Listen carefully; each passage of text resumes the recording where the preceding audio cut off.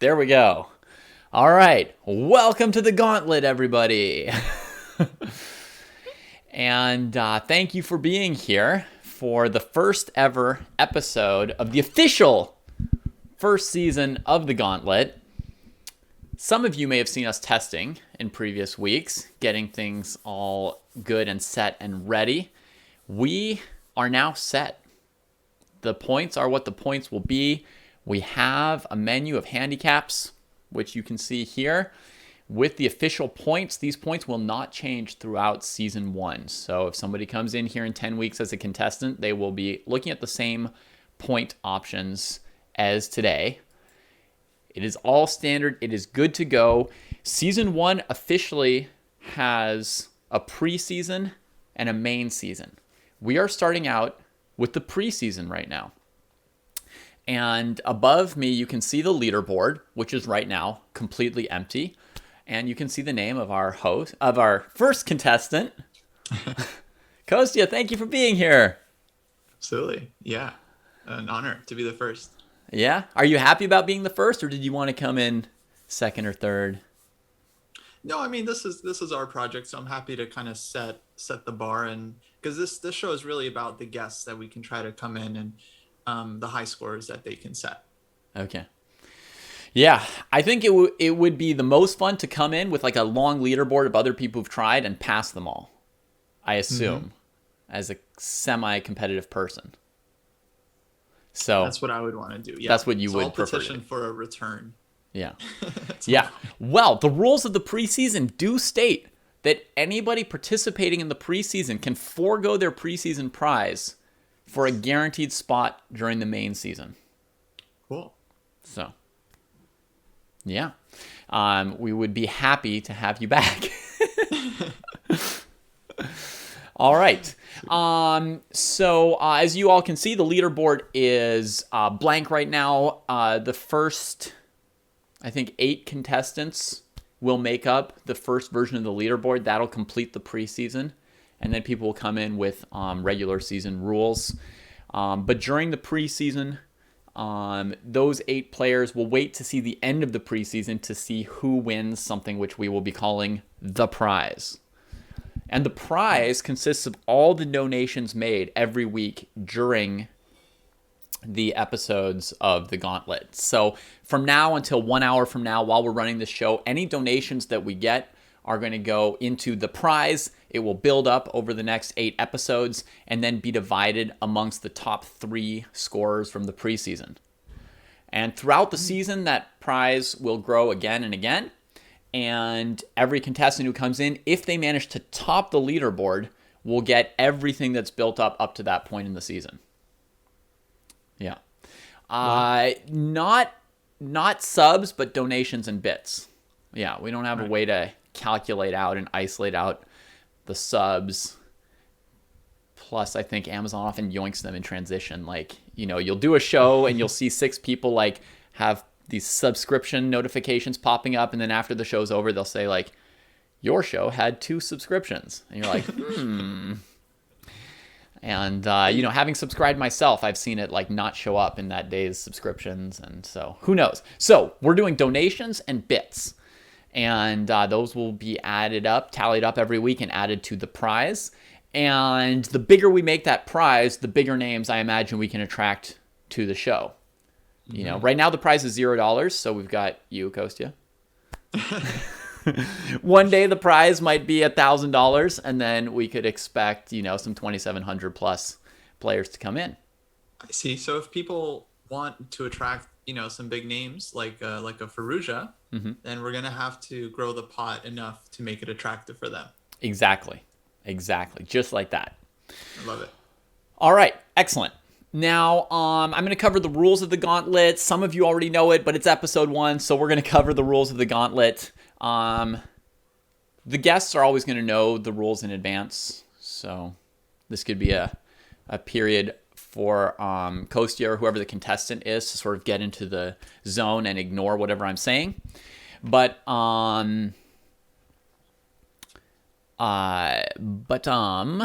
me get back to some of the rules here. Okay, so here's a menu of handicaps. there are going to be 3 rounds of play in which the contestant encounters stronger and stronger club players. The contestant will always pretty much be a titled player with 1 or 2 exceptions, but will generally be a titled player. So they're going up against players who are lower rated than them, but increasingly strong over the course of the 3 rounds. By the final round, the rating range is 1,600 to 2,000, so quite advanced players. But to make it fair, even, and exciting, the title player will be selecting from a menu of handicaps, which you can see here, such as giving up 3 minutes off their clock. Each player starts with 10 minutes on the clock, and the contestant could choose to select this handicap up to 3 times and start with 1 minute. They could choose to not have the right to castle, not have the right to move their king, meaning, if you score bishop f7 check in the opening, done. Et cetera, all these prizes, all these points that they can choose from the handicaps here. Now, once a contestant has chosen a handicap, they have to try to win the game while following that handicap. If they violate the handicap, they will get not 0 points, but negative however many points there are for the handicap. So if they promote a pawn to a queen in a desperate attempt to win a game that they can't win any other way, they will lose 100 points rather than gaining 100 points. So there you have it. The first opponent must be between 800 and 1200. Opponents will be selected from viewers in the chat. Today, viewers, you will be challenging Hello Kostya to 10 minutes plus 2 seconds. And if, for example, he's chosen a 3-minute time odds, that will mean he only has 7 minutes. If his clock ticks down to 3, he automatically loses. And automatically losing will mean he gets 0 points for the whole round. So he could follow all the handicaps he wants. If he doesn't win the game, if he draws or loses, he gets no points for that round. So there it is, 3 rounds total. And the can't occupy center rule is one of the most complicated, so I will explain that one, Jaspers. Thank you for asking about it. The can't occupy the center means none of your pieces can go to a vacant square in the center. You are allowed to capture pieces in the center. We don't have a safe zone, right? There's no safe zone where the opponent can put all their pieces in the center and then you just can't do anything about them. So you can capture a piece in the center, but you can't step onto an empty square in the center. How many handicaps the contestant can choose is up to them and their own ambition and confidence. And those are the rules. And now we need a first opponent or potential victim for our contestant. 800 to 1200 is the range. Chess.com ratings. You must be in live chess to challenge him. If you're not in live chess, we're going to have to go with somebody else. I imagine so, Seth. I am not checking that live, but we will be able to tally up donations and things at the end of the show and post that information. And for next week, I imagine we may be able to arrange some graphic that shows it in real time. But for the moment, I've done what I could to give you guys cool, easy explanations here to see what's going on. Yeah, we got a graphic going. We did get $10 donation from Seth, so thank you very much. All right. And there was a chair from Scott earlier, so the pot is growing. The pot is building.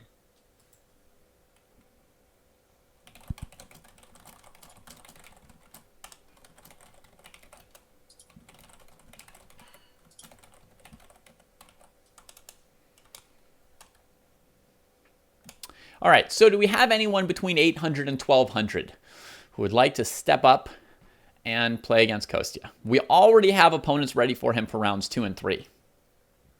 That took us 3 seconds to find. We had immediate volunteers for that before the show even started. We do need a prize bar. That's exactly right, Sharkama. That's what we need to add. Yeah, we'll get that up. Sure. Castling counts as a move of the king, so it doesn't count against the rook moving 5 times. And what happens once a rook has moved 5 times is it just stops where it is and sits there like a dead weight for the rest of the game. Bishops that only move 1 or 2 squares cannot mate from a distance. No, they can only move 1 or 2 squares. Poor bishops. Poor bishops. They're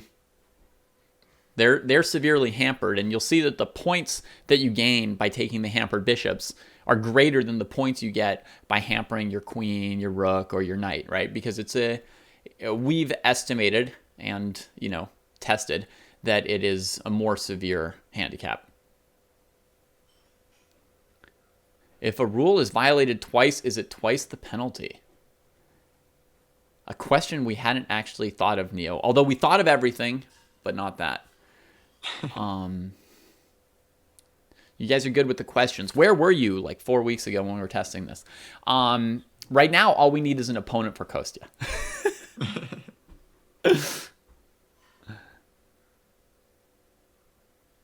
If a rook has already moved 5 times and it would be the only piece that can block a checkmate, is it GG? Yes. You can't move that rook. Well, you lose the points. Oh, you just lose the point. So you can move your rook a 6th time to block? I thought, yeah, with these handicaps, if you fail them, okay. you get the penalty. And so you just get the penalty points. Time. Yeah. So the contestant can keep going. But I will tell you from our experiments that if you fail 1 or 2 of the handicaps, the negative points just kill your score immediately. Like you have no chance of being the champion of the gauntlet.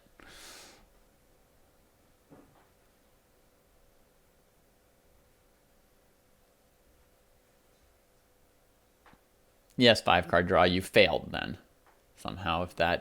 If the game ends with the server recognizing a long-distance bishop checkmate and your bishop's not allowed to make those moves, we will count it as a failure for the contestant for having set that up. They should have the discretion to not accidentally do that. The only way around it.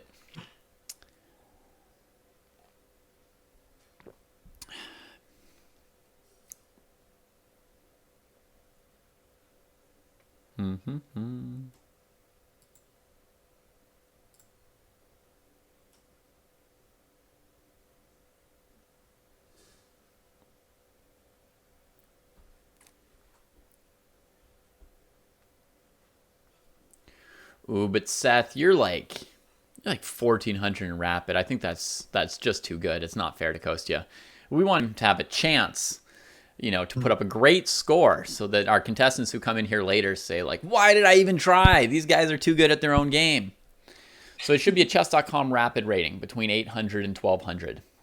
Yeah, we got to be kind of sticklers on the rules if we want the show to mean anything, right? Such as the rules are. And it's important that the rating band be reasonably tight so that the scores between different players in different weeks are reasonably comparable.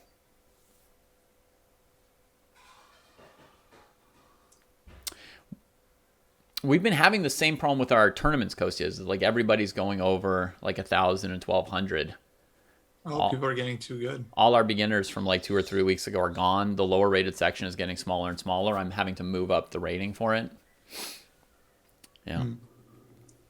Stealthy Peanuts is 973 in rapid. So if Stealthy Peanuts is willing to play, that would do it for us. Stealthy Peanuts is a great first name for an opponent. Nizay has a rapid rating between 800 and 1,200, but a blitz rating over 2,000, which may disrupt our fairness if it's that out of whack. Yeah. I think Kostya is mildly afraid of you, so I'm going to find him another opponent. Peanuts? Peanuts, my dear friend? Can we count on you to kick off the first episode of the first season of the Gauntlet?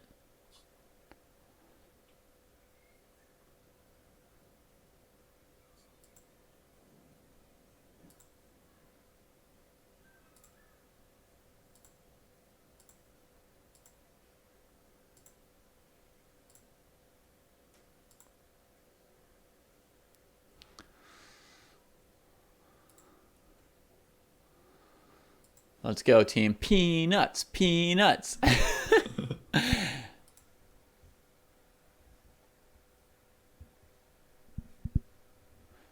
Yes, 5-card draw. The opponents do know what handicaps the contestant has taken on and are allowed to abuse them.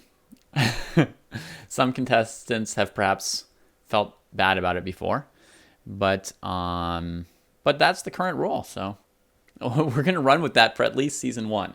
If it costs us too many contestants, we'll change that rule for season 2. All right, stealth is a go, and Kostya, his name or her name or their name in live chess is Stealthy Peanut, and they don't seem confident to challenge Hello Kostya. So maybe you can send them the challenge when you're ready. Let's go down your menu for the first time. What handicaps would you like? Stealthy Peanuts is 973, chess.com rapid. Right.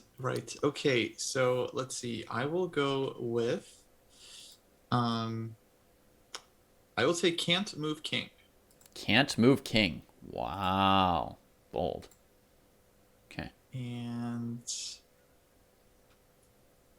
oh, so much to choose from. I will also take must capture every 6 moves.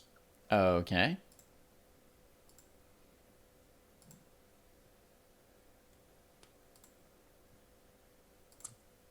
All right, and I'll take no en passant. You can have that. Okay. No en passant, yeah. Sure. And listen carefully to all this, Peanut. You're allowed to know what his handicaps are. If you disrupt Kostya's king, that will cost him a lot of points. A lot of points. Or if you can avoid capture, if your pieces can hide from him somehow.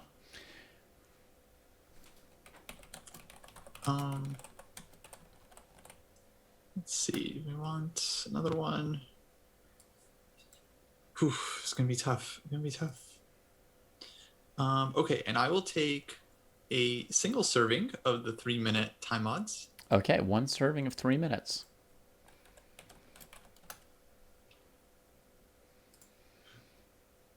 All right, so where does that put us? That puts us at about 600.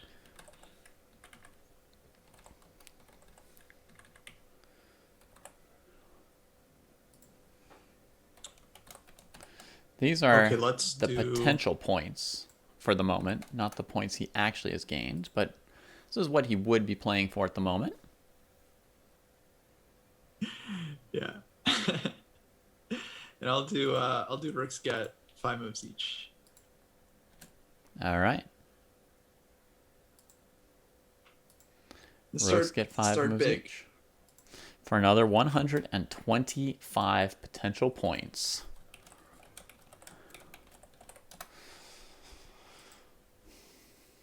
All right. How does that look, folks? Stealthy Peanuts, the challenge will be incoming. If Kostya's time goes under 3 minutes, he actually forfeits and gets negative everything. I mean, or gets 0. Anything else that goes wrong, he just gets, minus 250 instead of plus 250, etc.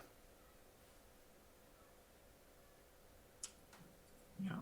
All right. So expect the challenge to come in from Kostya here.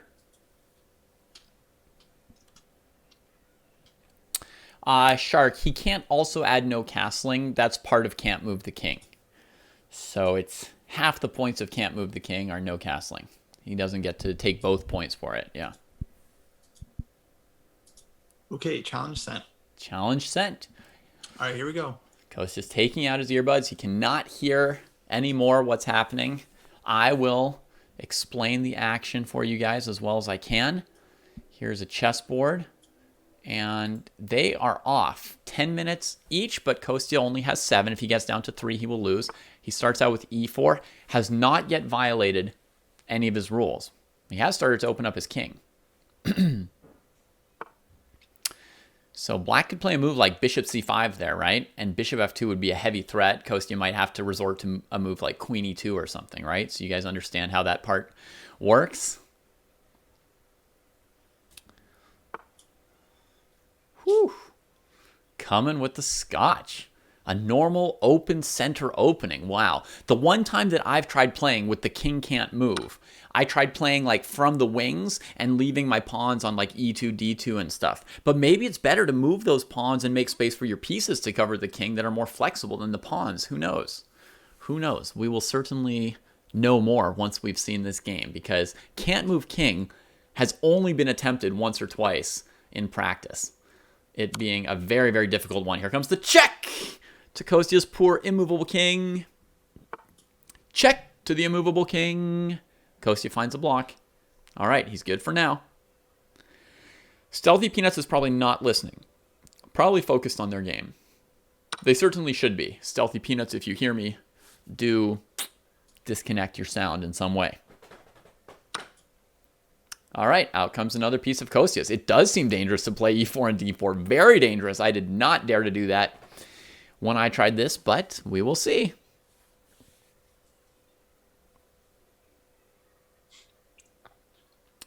If we've got a mod in the channel, throw up a prediction. The fans want to see it.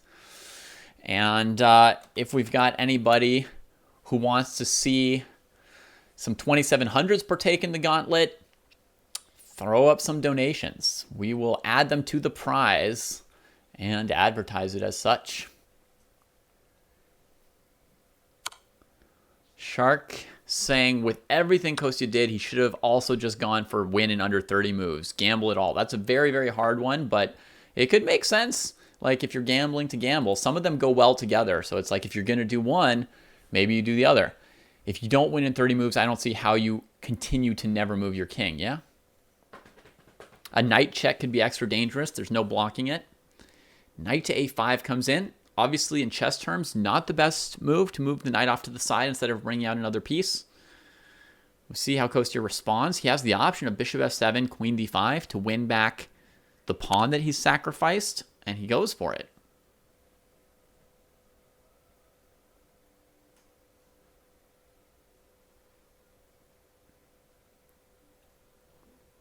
Will Kostya do it? Will he score in this first round of the gauntlet? It's important to get a big score in the first round because the opponents get harder and harder as you make your way through the gauntlet.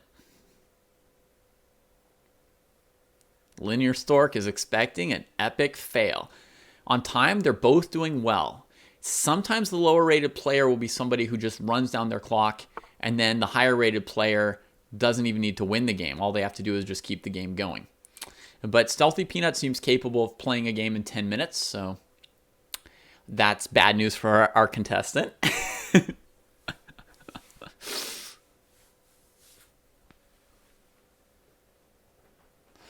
Now, Kostya's thinking before taking that knight. He's considering going for something like knight e5 or knight g5, see if the opponent allows a checkmate. What else does Kostya have? He must capture every 6 moves, and his rooks only have 5 moves each. So let's keep track of how many moves it's been since he captured something. 2 moves. He played bishop f7 check. Exactly, basically 1 move ago. This will be his second move. So no problem getting the captures in. At the start of the game, his first capture was on move 6. So that was like, if he didn't capture that pawn there, he would have also lost, the potential of those 200 points and a negative 200 on it as well. So that was a close call. One of the challenges in the gauntlet for the contestant is keeping track of everything they need to keep track of. What is this complicated move from Kostya? He leaves the knight, doesn't play knight e5 or knight g5. What does he have in mind, folks? What does he have in mind?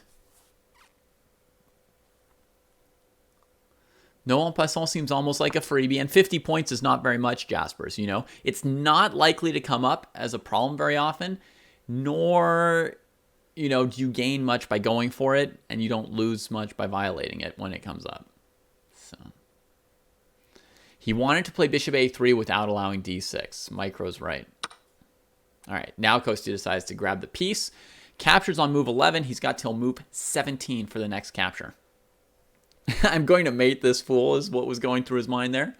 Maybe a mouse slip because he wanted to play knight e5. Kostya's not playing fast enough to make mouse slips here, I don't think. He looks very focused and in control so far. I'm actually surprised how thoughtful he's been as far as using time so far on this. Now he's looking a little bit like he's not sure exactly where or how he's going to mate this fool. As we see him blowing a little bit of a sigh. Now he's got to make some random move with his queen, which isn't going to get him any closer to a capture or a win. There goes the queen. Okay. Giving herself access to the king side via the 4th rank. That makes a lot of sense.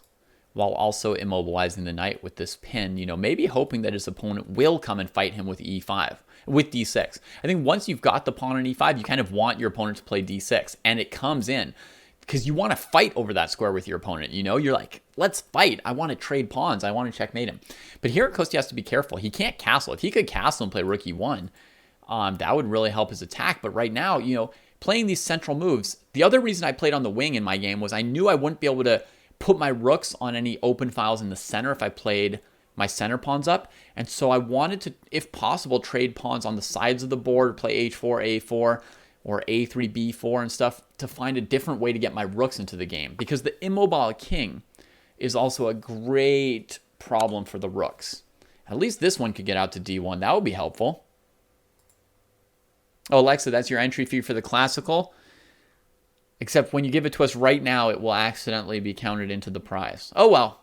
We'll give your entry fee to the prize. Why not? Let's bring in some more big dogs. So Kostya has the option to go for an endgame here by taking the knight, playing queen f5, the opponent's queen blocking on f7. He'd be up a knight, and you would expect him to be able to win that endgame. However, I've found that it's very hard to win an endgame with the 6 moves capture rule. Also, his rooks have 5 moves, so this guy here is now down to 4. That's a lot of handicaps. Kostya took some hard ones. He took some really hard ones. For me, I would rather just play like blindfolded and not play with all these things missing. All these pieces that can't work, all these difficult rules. It's a lot to keep track of. You're counting to 5 on each of your rooks. You're counting to 6 on all your captures every move. His last capture was on move 11, so he's got 2 more moves to move 17. And an endgame where he can't use his king and where his rooks die after 5 moves might not be winnable either. Yeah, I think he's got to go for some kind of like checkmate, which makes sense with the comment earlier from somebody saying they think he should just go for win in 30 moves. If he's going to take on these kind of handicaps, he's got to try and just knock it out of the park. All right, so he brought out the rook. He's thinking here. I think he's... Whoa!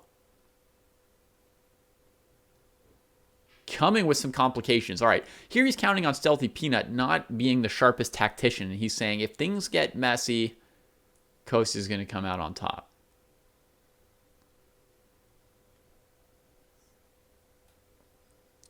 Yeah, that's what I used in testing, Steve Nash, when I got my highest scores. Was like blindfold plus try and win in under 30. I used all my time and like worked really hard with almost no handicaps to try and play the best I could with those rules. Oh, Stealthy Peanut shows that he's got a tactical sword. I mean, 900 is not 100.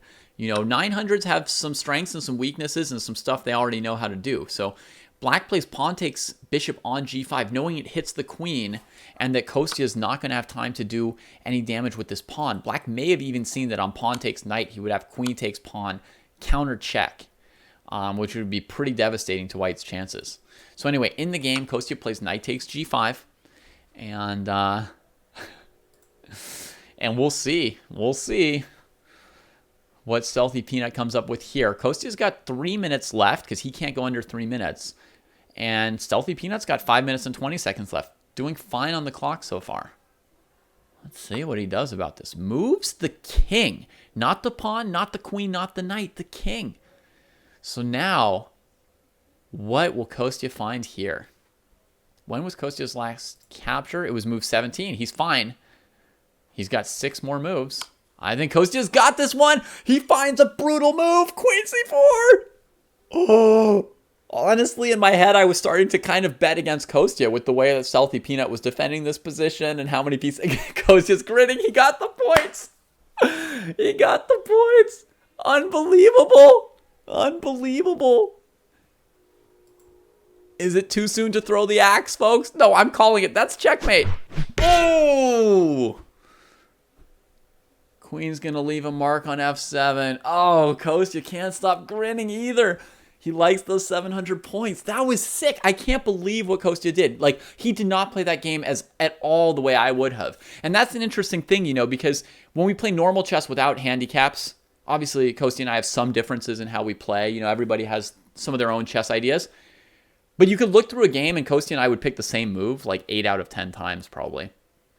And whatever moves Kostya played that were different than the moves I played, like 9 out of 10 of those different moves would be moves that I would say like, yeah, I considered it and I think it's reasonable.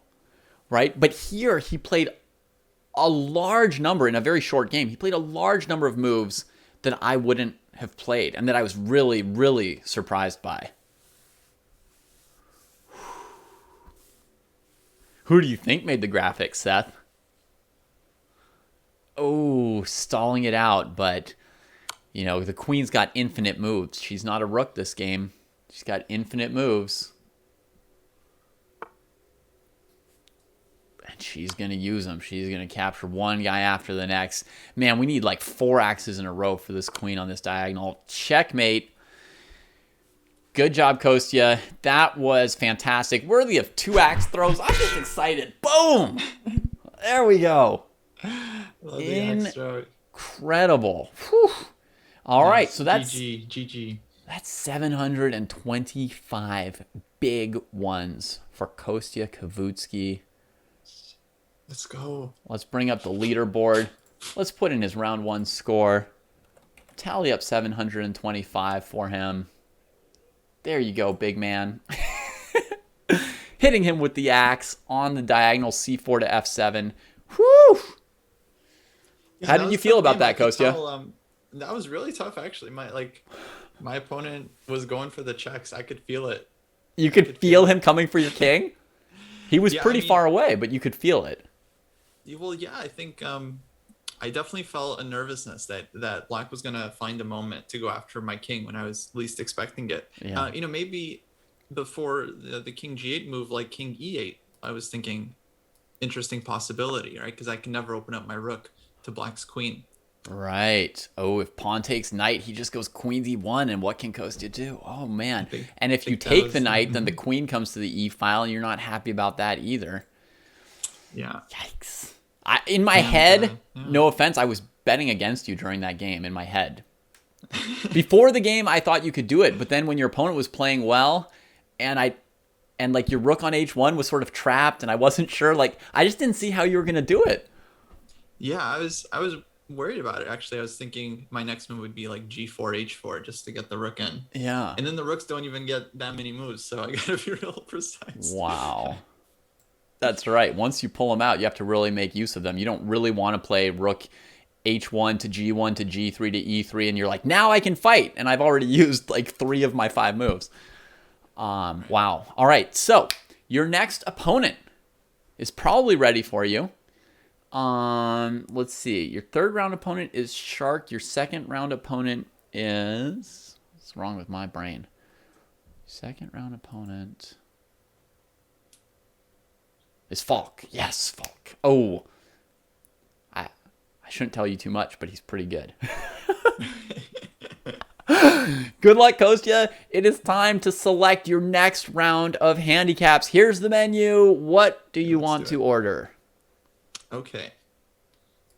All right. Gonna have to be real careful with this one. So let's try.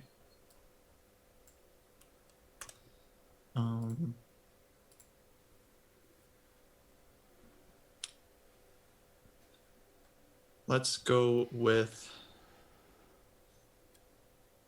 pawns only move 1. Slow it down. Slow it down. Yeah. Kostya wants to slow dance with you, Falk. What else? And we'll take no castling. No cast. Wow. More penalties on his king. That one's a little more manageable than you can't move the king. You're brave to take can't move the king. That was awesome, Kostya. And I'll take knights can't touch rim. All right.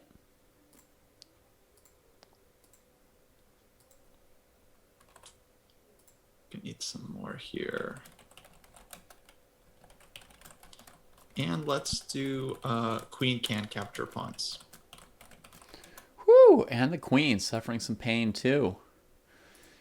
All right. Right now, that puts you at a potential total of 425 points. Okay. I feel like everything else is gonna be Be a too much. promotion. It's Nope. big risk. Yeah.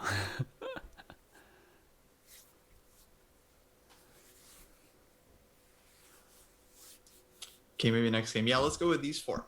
Okay. There we go. You don't want to give 3 minutes?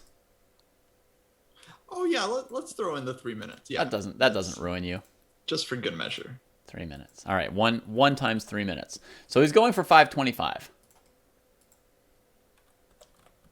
Yeah.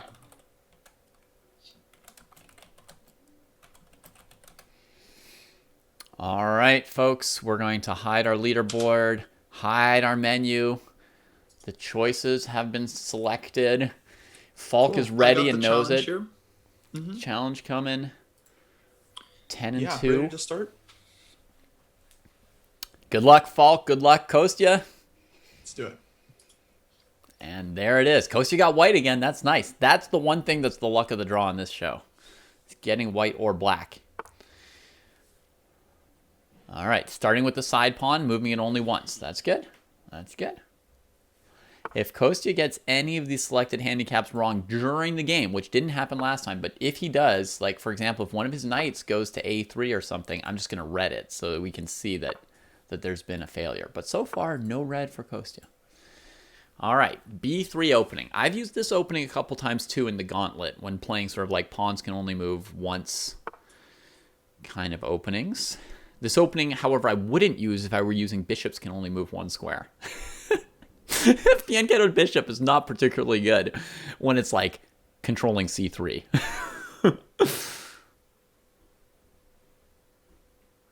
Jobava is an expert on this. There's a lot of GMs who've resorted to this out of, hatred or fatigue with openings. Danya Naroditsky plays this. Hikaru Nakamura plays this. Richard Rapport plays this. A lot of them. All right.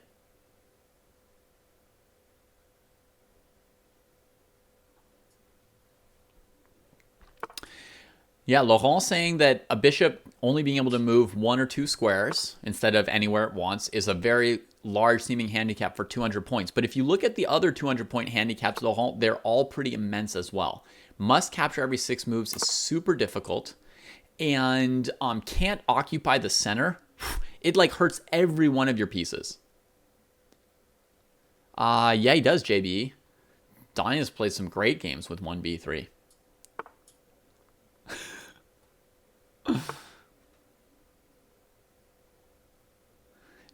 What else is 200 points? There's the bishops, can't occupy, and must capture every 6 moves. Yeah, those are all big ones. Those 3 are all big ones.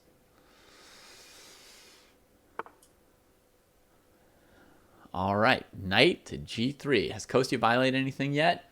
He hasn't castled, although he could, so that's a danger. He should play a move like King F2 at some point so he doesn't accidentally castle.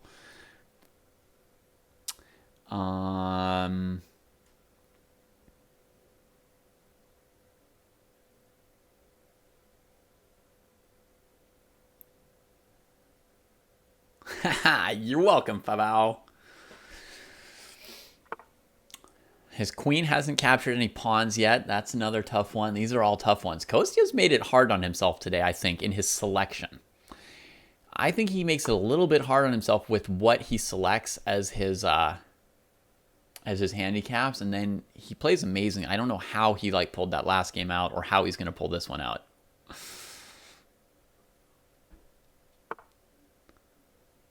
All right, A6.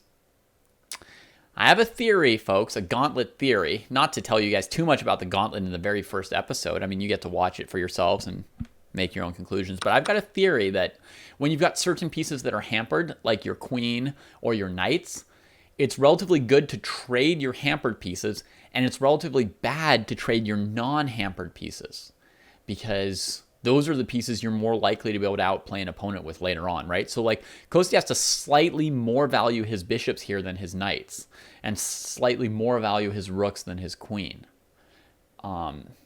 Because he would never be able to win a queen and pawn endgame, right? Because his queen couldn't capture the opponent's pawns. What would he do? We have next week's contestant lined up, Seth. Yes. Next week's contestant will be Grandmaster Arturas Nexans of Latvia. We're probably also going to do a double header next week. Probably going to do 2 episodes of the Gauntlet next week because we want to fill up this leaderboard here, right? We want to get some scores up here so people have something to start comparing themselves to, because there's 2 ways we can attract good players to come on the Gauntlet, right? One is by increasing the prize, you know? As the donations come in and the prize builds up week by week, stronger players will be like, oh, I want to go pick up that prize, right? But the other way is pride, right? Competitiveness. So if this leaderboard is full of numbers and some chess player out there looks at it and thinks, I could get a bigger number than that number, they might show up. They might show up for that.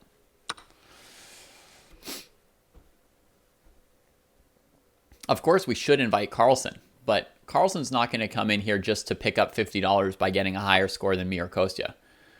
Carlsen's going to come in when the prize fund is, $1,000, or, Naka's been on and he wants to beat Naka's score. You want to see Maurice Ashley come do it? Yeah. Well, help us get him on here. I mean, I'm going to do my best to get exciting guests on here. You guys can help us too. If you watch their stream, you can tell them about the Gauntlet, right? When you're in his stream, you can be like, hey, Maurice, I want to see you on the Gauntlet. It was so exciting, Get in there. So,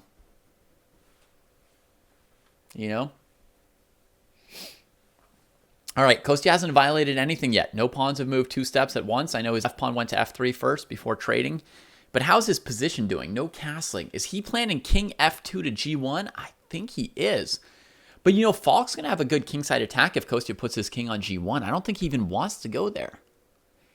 Maybe Kostya's just preparing to put the knight on f5 in case of the move h4 from black. Maybe that's why the rook's on f1. But he actually has a weird thing. He's got to sort out this queen, because that's a problem, right? It's blocking the rook. And it's just, it's a problem because it's got nowhere to go.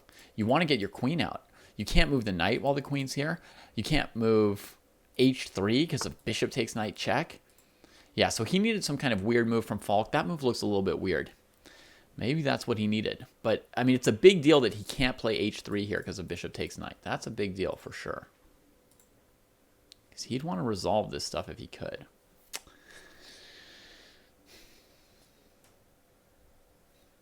He could play c3 to play queen c2 and then c4. But the thing is, c3, black can play like knight e5, knight d3. Okay, he's going to g1 with his king. Now black can play h4 and just destroy him. But Falk misses the chance. It's good for Kostya, very important. The thing is, after h4, you see the knight's basically trapped. The only square it can go to is h1, which counts as touching the rim. That's negative 75 points for Kostya, right? And it would allow bishop takes h2, keeping his king from having a hiding place. So h4 would have really hurt. Bishop e5 comes in. A bishop trade is good for Falk as well. He didn't notice the most aggressive option, but this move is perfectly good for black as well, who would be happy to trade off Kostya's bishop.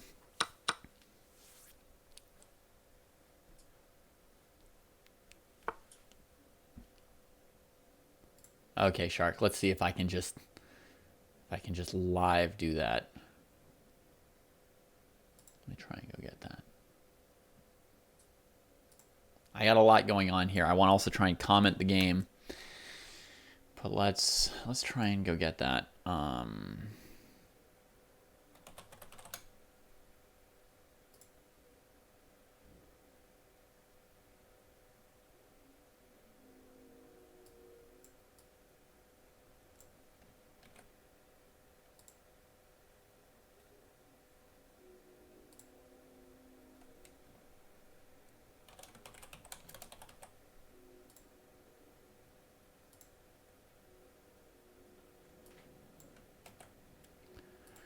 I don't even really have a place to put it, but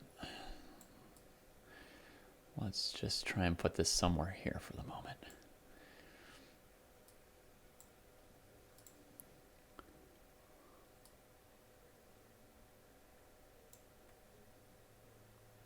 And I'm going to have to mess with it because it looks weird right now. Sorry not to comment, basically. Let's do width 600 and height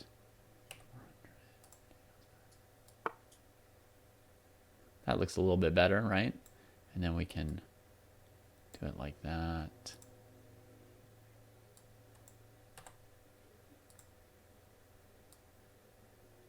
Okay, that looks better. That's going to work for us for now. All right, now let me look at the chessboard and see how Kostya's doing, okay? No knights touched the rim yet. He traded off the bishop, and that actually got him room to sort of get his knights out. So that's actually worked out okay for him, right? It's like removed the pressure. And what I wanted to say is Kostya's really good at like endgames. So trying to like get him down to an endgame where like he's got to play with like his queen and his knights, which are slightly handicapped, he might still just outplay you in that endgame. And I think that's kind of like part of Kostya's plan, is to just slowly grind this game out. So I think actually it might have been important to look for killing moves like h4 and stuff to exploit that awkwardness when his king and queen were kind of stuck on e1 and d1. The pawn on h5 cannot be taken either by the knight or the queen without forfeiting something. That's right. But the pawn in the center he'll grab, and now you can see Kostya's got this strength in the center that he can kind of sit on, and he'll just slowly trade off like the minor pieces and the queen as need be and win this rook endgame. He's up a pawn. He's got a better pawn structure. There's not going to be anything to keep him from winning this game once it gets down to an endgame, right? No castling. He's already succeeded because he's moved his king. So that one already gets a yes. Or sorry, let's give it green for a success. Put the green light on that one.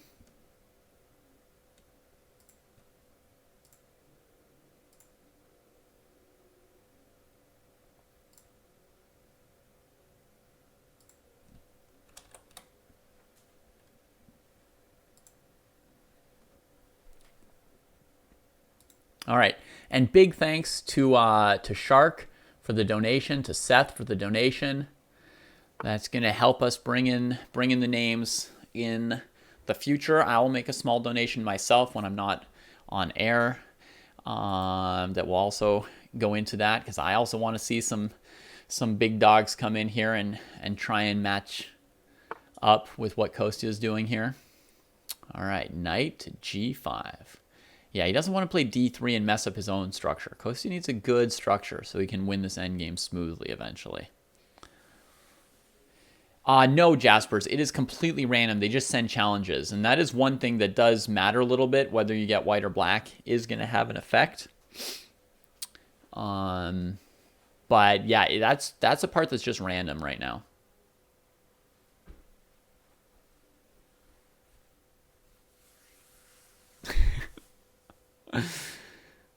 Maybe we'll use those words if you don't mind us borrowing your intellectual property, Jaspers. Maybe we'll call the contestants gladiators and the people playing against them fodder.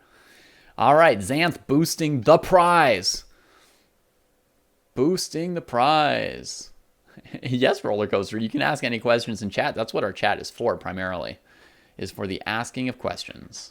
The tributes, the fleshes, the little meats.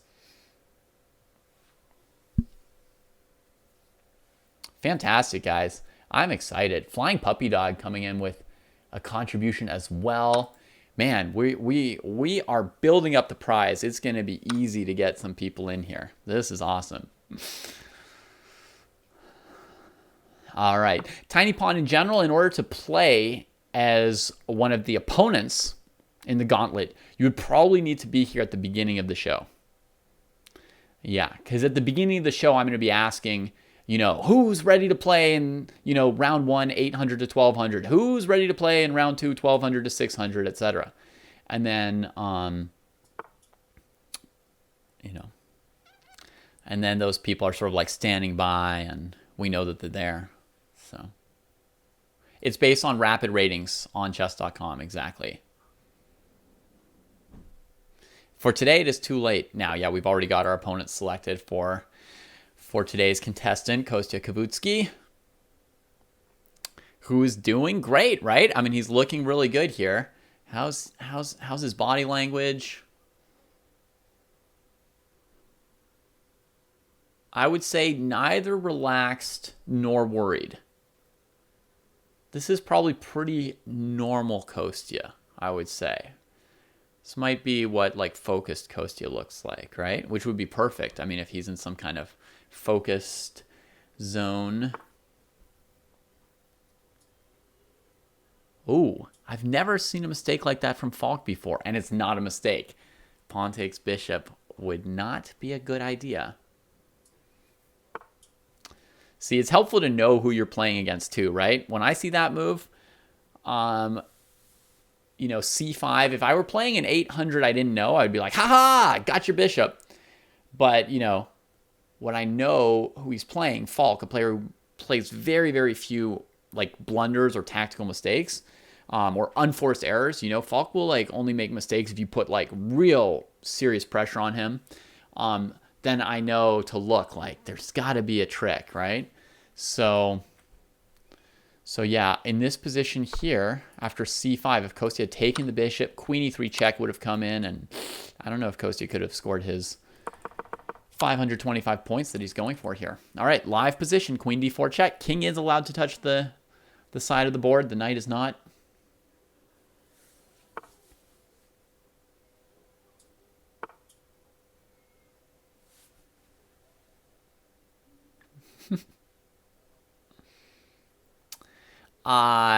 It'll be at the same time next week, Tiny Pawn. We'll be running the Gauntlet, actually 2 episodes next Saturday, 10 a.m. and 1 p.m. Pacific. It is not being run tomorrow. We'll rename him Kostya Eos Maximus when we call them all gladiators. We'll give every contestant a new gladiator name when they show up. Wow, now Falk is getting really aggressive. That's surprising because now Kostya is like, you know, pretty solidly placed where this kind of aggression is probably mostly going to just bounce off of Kostya. But previously, you know, when he was off balance in the opening, Falk didn't take advantage of how good his opening was. You know, initially Falk's opening was really, really good. Tomorrow we've got a tournament. Exactly right, Linear Stork. I'll be commenting a tournament tomorrow morning. Here's the information for you guys who want to come play our rapid tournament tomorrow morning. I think this afternoon, and we can check in with Kostya about this, but I think this afternoon Kostya is doing a special episode of Dojo Talks. Well, every episode is special. He's doing an episode of Dojo Talks with special guest Neil Bruce. And yeah, the queen can't take pawns. Yeah, Kostya's got to be careful. If black plays g4, you know, don't take any pawns with the queen. It doesn't seem like there's any option to make the tournaments unrated, Daster. If you find a way to make it unrated, tell me about it. Meanwhile, all I can do is tell you to stop worrying about your rating. You're the only person who cares about it, and it doesn't matter. All right. Check to the rook on e1. Triples up on the f-file. And some serious defense. Now, anytime this happens, you have to look at rook g5 check. And rook g5 check looks good. I mean, I haven't calculated it really deeply, but ooh, Kostya spots it too. And since he's in focus mode, he's already calculated it pretty precisely at this point. If the king takes on g5, he has queen f5 check and queen takes rook. If the pawn takes, he would have queen to f8. He also might have a checkmate here with queen g3, king h6, knight f5, right? He saw a rook, so he didn't keep looking, right? But queen g3 was checkmate here, I'm pretty sure. If we got any masters in the chat, you guys can confirm. Queen g3, king h6, knight f5. It doesn't capture any pawns with the queen, doesn't put the knight on the side. Yeah, so okay. So he had a chance there to end things. Of course, still looking very, very good here. That's right, Micro.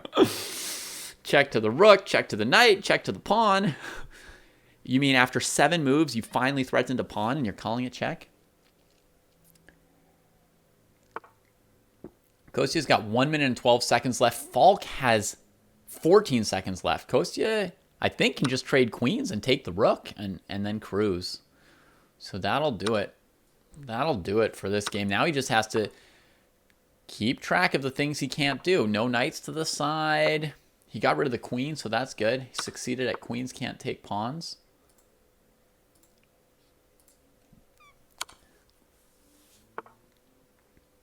He's got rook e7 to e8 coming in, probably. And he's got it.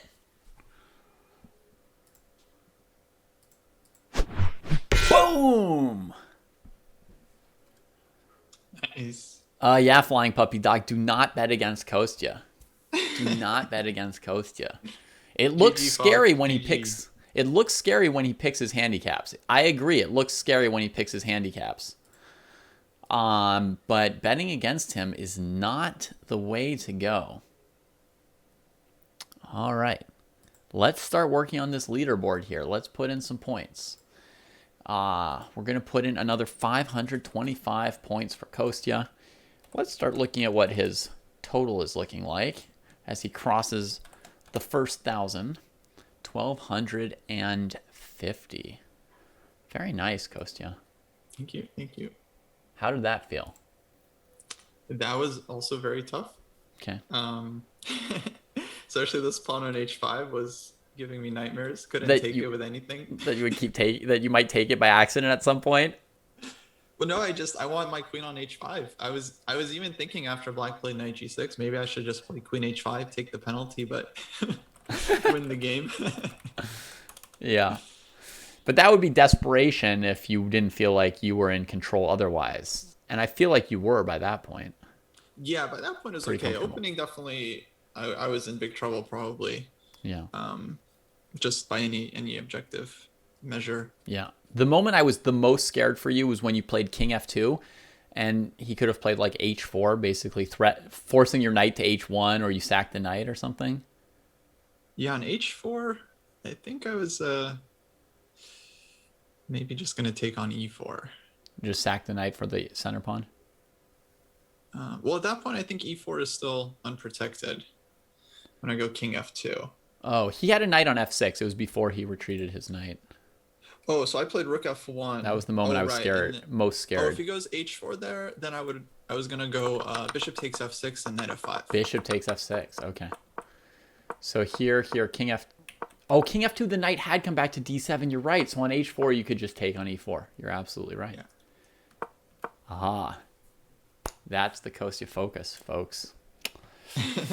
Yeah, some interesting calculations in terms of what I'm expecting the opponent to do and how to navigate. Apparently, I missed a mate somewhere.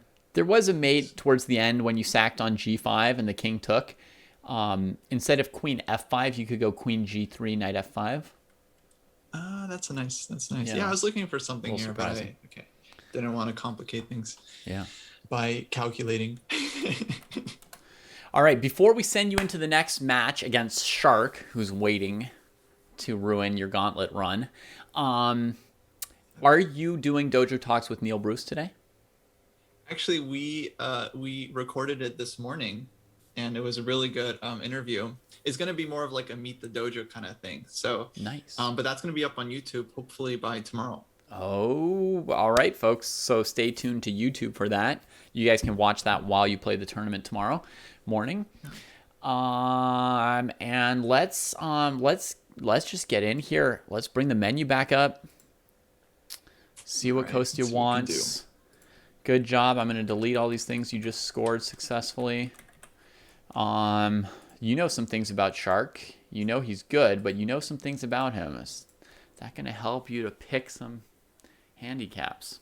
Yeah, Shark is good. He's gonna roast me. If I choose wrong here, he's gonna punish me. Let's think.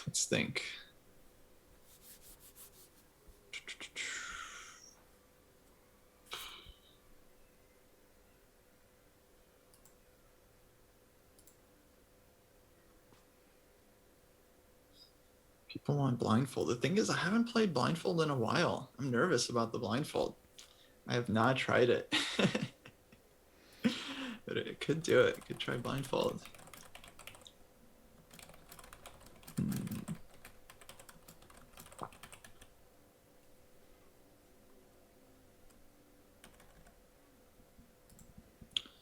Man, blindfold's tough.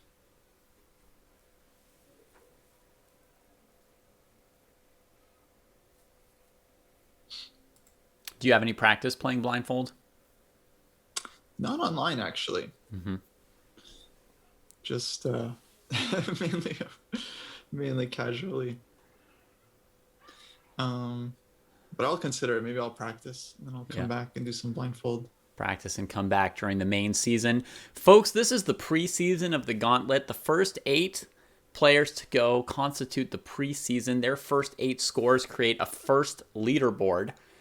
And the top 3 in the preseason will get a share of the prize, 50%, 30%, 20% at the end of the preseason. Then the prize will continue building up throughout the main season as people come in and try and get to the top of the leaderboard that will have been established at that point.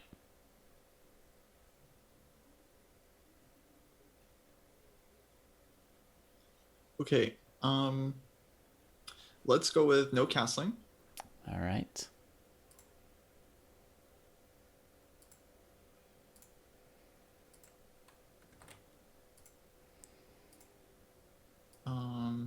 Rooks get 5 moves each.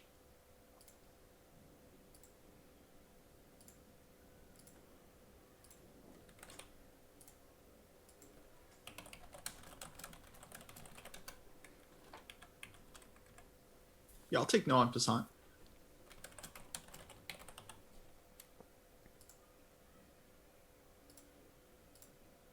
Okay.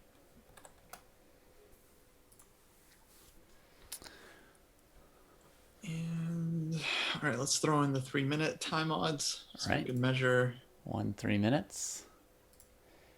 I don't imagine that any contestant is going to feel like they need 10 minutes. Like, they're all going to be confident enough, blitz players. Yeah. Yeah. And let's see. So that is 300. Let's go with. You're at 400 right now. Oh, 400. You're already at 400, yeah. 400. Okay. 400 might be good. Yeah. Let's go with that. All right. There it is. They have been selected. Sharkima, get ready. Here comes Kostya. There are the selected handicaps. We'll turn off the menu, go back to the board. 10 and 2. If Kostya gets down to 3 minutes, he loses on time, gets 0 points for the round. Otherwise, he just has to watch out about castling. Rooks get 5 moves each and no en passant. Okay, here we go.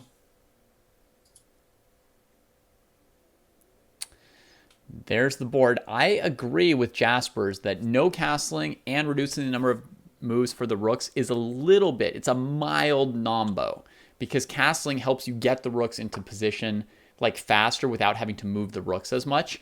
Whereas if you have to play moves like h4, rook h3 or something, or like h3, g4, rook g1 to get your rooks into play, you lose 1 or 2 of your rook's 5 moves before it even really gets going. And that's pretty costly, right?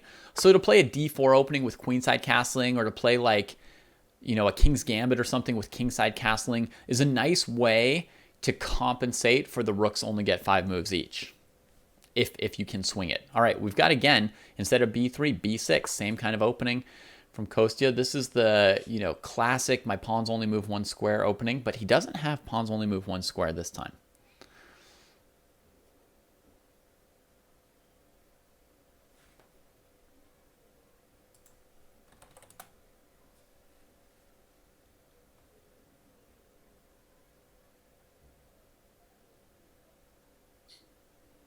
All right, is anyone going to bet against Kostya after seeing what he did in the first 2 rounds? One person has already bet against him. Linear Stork still betting against Kostya. I would bet on Kostya here myself, I think. Well, no castling and rooks is a handicap against a very good player like Shark. Any handicap is noticeable. Ooh, now the e-file's open and he can't castle? I don't love that for him. That's risky. Now, why couldn't Kostya just take this pawn here? What's going on there? Is there a rule against bishops taking pawns that he has here? No castling. Rooks get 5 moves. No en passant. 3. What? What are they doing? Why did Shark leave the pawn hanging and Kostya not take it? Anybody in chat want to enlighten me since the commentator's got a blind spot here? What is going on with that e4 pawn?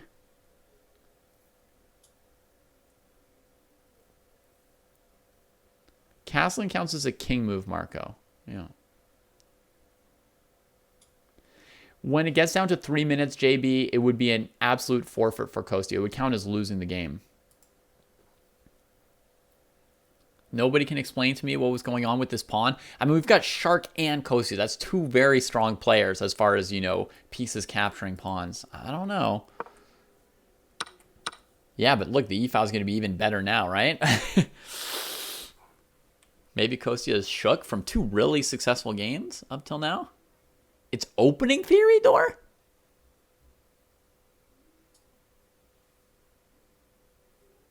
Wow, that's crazy. Ah, it's a joke. I was starting to calculate in my head, you know, when you said it was opening theory, I started to calculate, like, oh, is there some trick where you go like knight g5, and the bishop needs to stay on the diagonal of the rook, so it can't go to g6, so it goes here, and then you go queen h5, and you're threatening something on like e6 as well as f7, but no, it's just silliness. There's no way. Anyway, here we are. Pieces are coming out. Kostya's king can't castle, and it's on the e-file. Ooh, an exchange French seems like the worst thing to have happen to you when your king can't castle. Whew.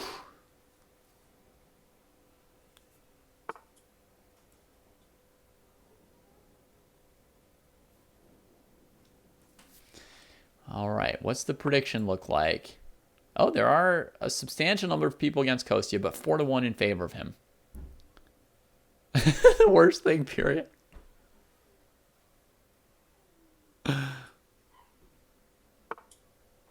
Okay, Kostya just tucks the kid. He's like, I'm getting off the file. I know I can't castle anyway, so here we go.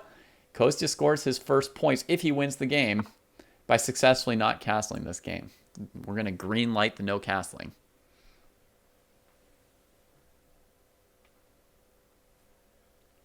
No idea, Percy Hepworth, but now it's a really great chess show. As of right now. Knight coming to e5. That's impeccable from Shark. The thing is, Shark will not only not blunder, he will like put pressure on you. He will play like actively really good moves. It is terrifying to play against good players in the third round of the gauntlet, in my experience. Let's check in on Kostya's facial confidence. Looks like focus mode. Looks like unemotional focus mode. Kostya's doing a good job of being focused today overall, I would say. Yeah, that's clear. He seems to have a nice focus going on. Whoa. Look at that. See? You know, lower rated players, when their knight's attacked, they're going to move it or trade it or something. But look, Shark's he's trying to hurt him. He's trying to hurt him. He's saying pawn takes, pawn takes. I'll take that. I'll take that. So now he's saying that his knight on e5 is unassailable. Even if you attack it with pawns, you can't move it. Did Kostya look worried when queen g4 was played? Not especially. He's just living with it. He's just accepting it and living with it. Plays a move to stop queen g4 and queen g4 to e6, and a move that stops the capture on d7. And there we go. Hey, Nyang. Launching the gauntlet. That's what's up. What do you think of this? How do you like our look here? What do you think of the production? I'm happy with what Hoki created for us and with how I set up the screen. But feel free to tell me it's trash, but I'm pumped. I think this is good stuff here. All right, so Kostya plays f5. That means he's not going to challenge that knight. He's going to bring the knight on d7 to f6 as well. Defend his d5 pawn, you know, going to e4 at some point. Keep the center locked up by that knight on e5.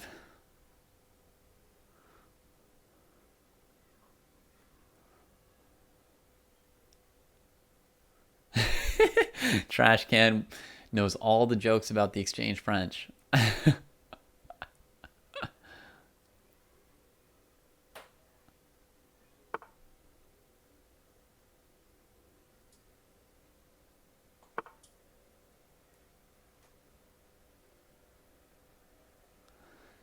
All right, so the next question, I guess, for Kostya, other than, this fight in the center has been dealt with on e5, he decided to lock everything up. The next question is, where does he see these rooks eventually going, right? They've only got 5 moves each, and his king can't get out of the way of them. So how does he envision using them? The exchange French, if he were allowed to castle, would actually be good for rooks that can only move 5 squares, in my early understanding of the gauntlet, because you would want to just put them on the e-file and trade them for your opponent's rooks. If you trade off those rooks in 2 to 3 moves, no problem. You don't have that disadvantage of the rooks. But Sharkima keeps coming. He's got blood on his mind. Kostya's just focused. He doesn't care. Everything's just chess moves. He's just working his little rear end off here, trying to win the game. Just trying to play one good move after the next. Whew.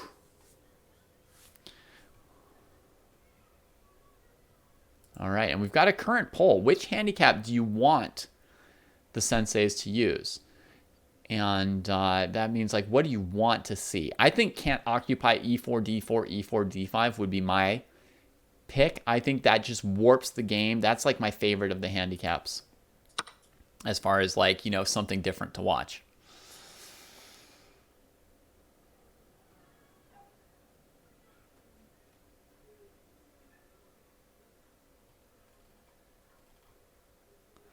All right, trades on g4. Kostya's got 4 minutes left. Shark's got 5 minutes and 35, so he's doing a good job on his time so far. I think Shark can sometimes get into time pressure because he, calculates and looks for good moves. He doesn't just sort of like plunk along. So what was his plan here with g4? What was the plan? You would think just knight recapturing, but he thought for half a minute on that, which is a little bit odd. Was there another move he was thinking about here? Or was he just not high on confidence? A lot of the times the way title players beat non-title players is just that non-title players not having enough confidence. But Shark's played some good confident moves here, right? Leaving that knight on e5, queen g4. He's trusting himself mostly, but that 30 seconds to recapture the pawn was a little bit odd. All right. Marco wants to see the blindfold chess, and you are not alone, Marco. That is the highest pick so far. I will be playing blindfold when I come on the show. I can tell you guys that in advance. And just a quick reminder, folks, if you would like to see some amazing 2700s come on this show in the future, any donations you make during the show, which has another 10 to 15 minutes to go, another 10 minutes to go, any donations you make during the show go into the prize. And the bigger the prize, the bigger the fish that will be wanting to come participate in this show. So anything you donate now goes directly into the prize. And thanks to everybody who has already donated today and taking a good step towards attracting some exciting players for future episodes. Rook to d1, I would say, is a bad sign for Shark. That's reducing the aggression he was trying to amp up to this point. He really should be getting this bishop and rook out. It's a tragedy that this rook has to defend the d pawn and block in this rook, and that he doesn't have another some rook coming to like the e file or the g file or something. Bits will count that, absolutely. Bits or just no normal clicking on donation, either one will count. We'll tally them up and put them in. I will definitely invite him, Seth. Whether or not he comes will depend. I'm not a GM winner to the show. That's a great idea, Fabao.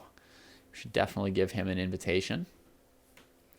The preseason of season 1 will be 8 episodes, and then I think the main season will probably be another 20 to 25 episodes, and then we'll probably do season 2 also in 2021 maybe. We'll see. Or if we decide to just do one season in 2021, it'll be more like 30 or 35 episodes.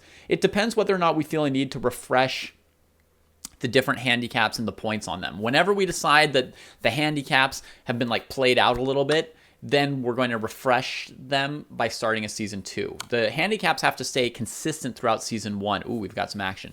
Have to stay consistent throughout season 1 for the scores to be comparable from week to week. Thank you, Thad. Thank you, ZZ. In general, the weekly slot for the Gauntlet will be Saturdays from 1 to 2 p.m. Pacific. That'll be consistent week after week.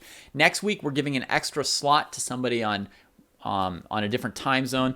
So we're going to have a second episode at 10 a.m. tomorrow, as well as next Saturday, as well as the 1 p.m. time slot. So we're going to run 2 episodes next week. It's preseason. We want to get those 8 scores up, or a few scores up, as quickly as possible so the leaderboard gets exciting. So, all right, so Kostya opened things up. He chose the action here with c5. Trade, bishop on e3. Could there be a tactical problem with this bishop? Could there be a tactical problem? Maybe, but there's a lot of tactics here. Kostya's got 2.5 minutes left. Shark's got 3, so I'm a little more worried about Shark's time than Kostya's here. The queen's on the diagonal with this bishop, so like d4 might run into queen b7 in some cases. And then even if you take a piece, there could be queen f7 mate. If knight g4, he can play bishop takes c5 with check before recapturing, I suppose. So as not to... because knight takes g4 removes the defender of this piece. Okay, Kostya goes in with the knight. Now this bishop's unstoppable. Shark's king should be a bit worried. I mean, I don't see which diagonal it's going to go to. And now a move like queen e7 or something from Kostya is going to be... looks vaguely brutal, but I can't be sure of it. There's other moves. Could also be queen e8 to go to g6. But the nice thing here is defending this bishop, so this d4 move starts to become a reality. Whew. We will, Alexa. We will add a widget. I just didn't know how to do it yet. So I'm going to have to get help with that this week. You'd love to see Ivanchuk. There's no reason that can't happen, Trash Can. There's no reason that can't happen. Thanks, Ant. It feels like just yesterday that you were renewing your subscription, but I guess it's been another month. Another month in the dojo. Oh man, Shark is in trouble here. That knight looks busted, and he's chosen a wild tactical fight. So it's not going to come down to Kostya's rooks running out of moves in the endgame, I don't think. No, he's in danger of getting finished here. He's in danger of getting finished.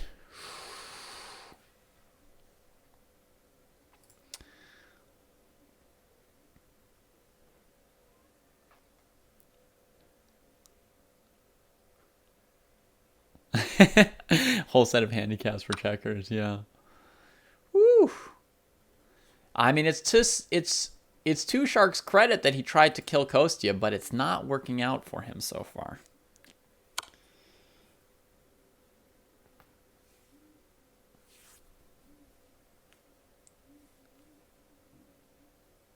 I thought Kostya might even play queen e3 to take the queen off.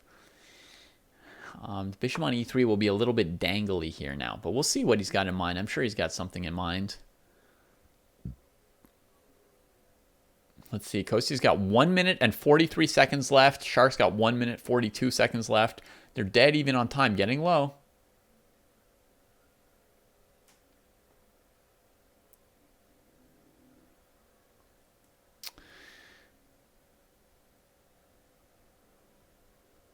Yeah, there are. We just have to get control of those commands, JB.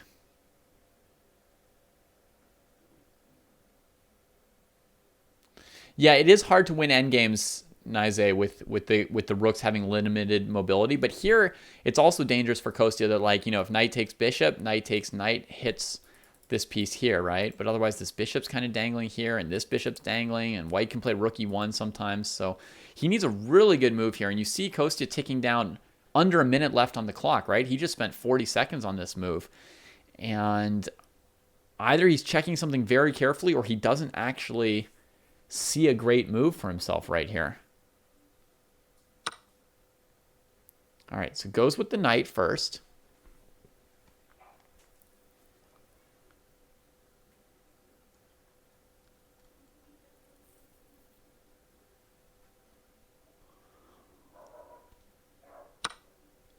Yeah, Kostya's got 40-some seconds left.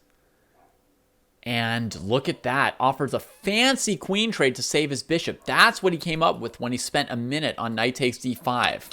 Quite a move from Kostya. Quite a move from Kostya. He's got 43 seconds left for this game. Now Shark is thinking a bit. He's got a minute. So basically we're in bullet with a 2-second increment now. Nobody cares about can't move the king. Can't move the king is a very savage disadvantage to be under. Very, very... It's one of the ones that scares you the most when you're playing with it. All right, 40 seconds each now. 40 seconds each. Awesome, awesome, awesome. Takes. We're going to see an endgame, folks. Where's this rook going to go? White needs to extricate the knight without losing anything more here to make this endgame tough for Kostya. Getting down to real bullet time, yeah. Oh, and on rook d3, bishop e4. His rook can't really approach that bishop because the buddy on c5. Oh, man, now he's down to 10 seconds. And for the first time in a long time, I'm really favoring Kostya here. This looks very, very winnable for him. Kostya hasn't really, like, moved this entire game, huh? He's just on the board. So now he's up a rook. Oh, does the move rook d8 end things? He doesn't try it, so maybe it didn't. If Kostya could trade one of his rooks, that would be like the end of the game right there. Yeah, Shark knows it. He's got to keep that rook on the board. Oh, trades the bishop. Oh, he's got 1 second. He's got 1 second. Here comes the other rook to the open file. Each rook's got 4 moves left. He knows to avoid the rook trades, but there's rook d1, 3 moves left. Rook check, 2 moves left. Rook takes 1 move left. The rook makes it there. This one's got 4 moves left. It should go to e2, c2, b2. You know, die winning the king and pawn ending. Maybe. I mean, that's just one option. He's getting his pawns really far down the board first. The rook's got 4 moves left. He used Zugzwang. How endgamey of him. Rook's got 3 moves left. He's got this. Kostya's got this. 3 moves left with the rook, and he's already probably in a winning king and pawn ending if the rook just stopped moving right now. Yeah, you're going to come queen this g-pawn. Very nice. Very nice. Whew. I think he's got it.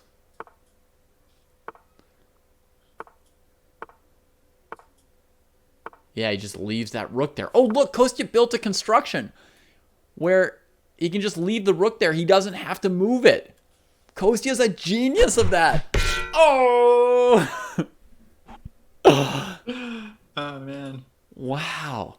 Making use of the almost dead rook to build that thing. Very nice. Wow. Yeah. I like that we're exploring the endgame theory. Yeah, you look like you've already rewired your brain. That that was nice, Kostya. Yeah, no, Scott, there were definitely some chances at the end, maybe like b3 instead of a3, because the rook has, very limited moves, of course.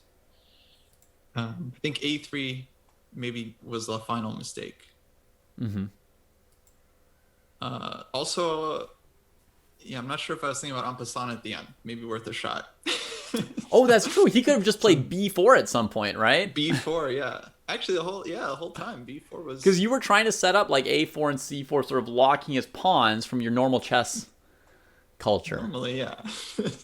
Yeah. Yeah, so there are some chances. Yeah, even at the very end, actually. Huh. Interesting. Wow. Well, we'll have to wait for you to release a video on different kinds of gauntlet endgames. Like, here's how to play an endgame with a rook that's got 3 moves left. Here's how to play an endgame with a knight that can't touch the edge of the board. It's going to hate rook passed pawns even worse, right? I was thinking about that during the game, like during some of the downtime, like what kind of endgames, what kind of moves I can spend on. Yeah. I'm like, if I can cut the king on the second rank, that's got to be worth 1 move. Yeah. Yeah. Wow. And you knew that your time would be up at 3 minutes. You knew like that you were at 40 seconds. That was part of your... Yeah, I was aware. I got to speed up. Yeah. Nice. All right, let's go to the leaderboard, folks, and see where Kostya lands for now. Yeah, brutal. Yeah, I like how Scott played. I mean, 95 was good, leaving the knight there. I thought maybe instead of queen g4, like queen h5 was possibility there. Go after f7. All right, 1650, the mark to meet Sweet. for our two contestants next Saturday. We'll have a double header at 10 a.m. and 1 p.m. next week for the Gauntlet.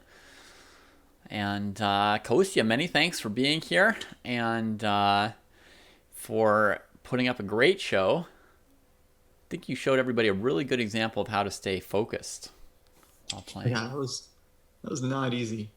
Yeah. But yeah, part of the fun is that I think when the opponents know the handicaps, it puts some pressure on them as well to try and compensate for that. Right. They may think too much about trying to use it or something at some point. Yeah, exactly. Did we announce the guest for next week? Is that public? We have announced the first guest for next week's. The early Gauntlet next Saturday, episode 2, will be with Grandmaster Artur's Naxons, and he's a great guy. He's 2,600 FIDE, so he'll be the highest rated person to try out the Gauntlet up to this point. So that'll be exciting. And for everybody who's asking, I'm just going to say one last time, I don't normally do this kind of stuff, but for everybody who's saying, like, I want to see Ivanchuk in the future, or I want to see, the champion of Croatia, any donations or bits that you throw for the next 30 seconds will go into the prize for next week. We will also create a thing that shows you what the prize is currently, and that will help us to attract the people you want to see play. So cool. Yeah, we're gonna start building the pot. Looks like we had some donations during the show. We did. That's awesome, guys. We did. Much appreciated. We did. So thank you again to DM Hokie for building the look that you see here. Thank you to Kostya for being here to participate. Thank you to everybody to our 3 opponents in particular, right? Peanuts and Falk and Shark, for making the show possible. And I hope that many of you will plan to be here next week at 10 a.m. and 1 p.m. to provide opponents to our next contestants, good opponents, right? So, you guys are great. I just mean, don't throw the game to somebody and let them score more points than Kostya, right? So, and Dorum says what we learned today is don't bet against Kostya. So, thank you again very much, everybody. We are going to send a raid somewhere here right now. Wherever you raid, tell them about the Gauntlet. And invite them on. And see if they want to come play in the future. Thanks, guys. Yeah, I appreciate all the bits, guys. And yeah, we did get a number of donations as well during the show, so much appreciated. It looks like the pot is close to $100 already. That's awesome. Beautiful. Yeah. All right. See you guys next time.